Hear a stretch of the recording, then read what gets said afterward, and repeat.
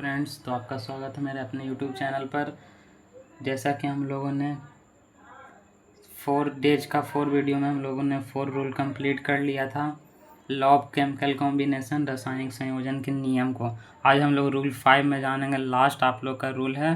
फिर इसके बाद हम लोग डाल्टन थ्योरी के बारे में जानेंगे स्पेशल क्लास में, स्पेशल वीडियो।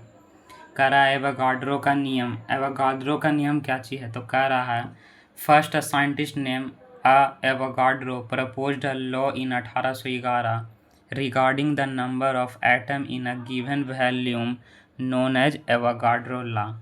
कह रहा क्या चीज़? सर्वप्रथम एवोगाड्रो नामक वैज्ञानिक ने सन 1811 ईस्वी में गैसों के आयतन में अणुओं के संख्या के संबंध में एक नियम का प्रतिपादन किया, जिसे एवोगाड्रो का नियम कहा जाता है।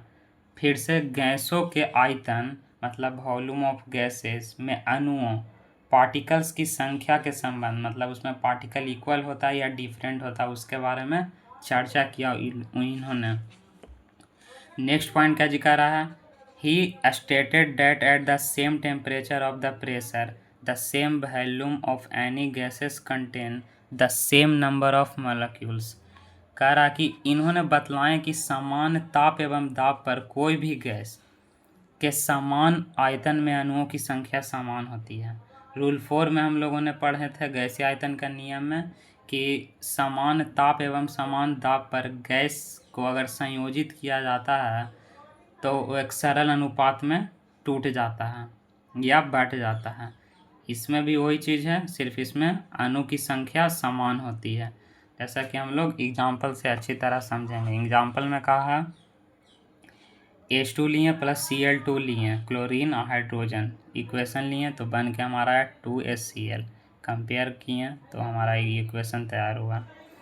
इसमें आयतन की संख्या 1 है, इसमें भी आयतन की संख्या 1 है, क्योंकि हाइड्रोजन के आगे कुछ नहीं है तो 1, क्लोरीन के कुछ नहीं आगे है तो 1, आयतन नहीं दिया हुआ। इसमें आयतन आ गया है 2, तो 1 1 इधर 2, तो 1 1 2 हो गया। तो हम लोग मोल को n से इंडिकेट करते हैं तो इस n मान लिए, तो n प्लस n बराबर 2n। तो ये अभी कहें कि समान होता है, तो अभी समान नहीं हुआ है। देखिए अगर हम लोग दोनों तरफ 2 से डिवीजन कर देते हैं तो n/2 प्लस n/2 बराबर 2n/2। जैसा कि हम लोग मैथ के भी क्लास में पढ़ते हैं तो जब इक्वल करने का रहता है तो कोई चीज़ नहीं रहता तो उसको मान के हम लोग इक्वल करते हैं। तो उसी प्रकार फिजिक्स में भी मैथ शामिल रहता है, केमिस्ट्री में भी मैथ होता है इक्वेशन के रूप में।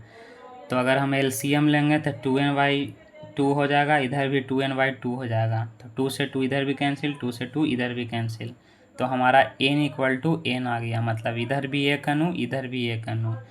तो इसी प्रकार इन्होंने इसमें विवेचना किया कि गैसों को अगर समान ताप एवं समान दाब पर कोई भी गैस को उसका आयतन में अणुओं की संख्या हमेशा समान होगी, कभी भी अलग या ज़्यादा नहीं हो सकती है।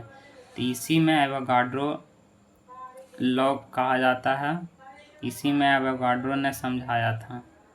तो एक फुल्ली नोट से 2-3 पॉइंट का 1 पेज का है। आशा करता हूँ कि मेरे सारे वीडियो में रूल्स आप लोग को समझ में आया होगा। ये परफेक्ट एकदम रूल और परफेक्ट नोट्स है पॉइंट वाइज। तो आशा करता हूँ कि आप लोग को समझ में आया होगा। अगला डाल्टन थ्योरी हम लोग जानेंगे नेक्स्ट वीडियो में। वो एक स्पेशल क्लास होगा जो आप लोग को बेसब्री से इंतज़ार होगा। तब तक के लिए धन्यवाद। Thank you.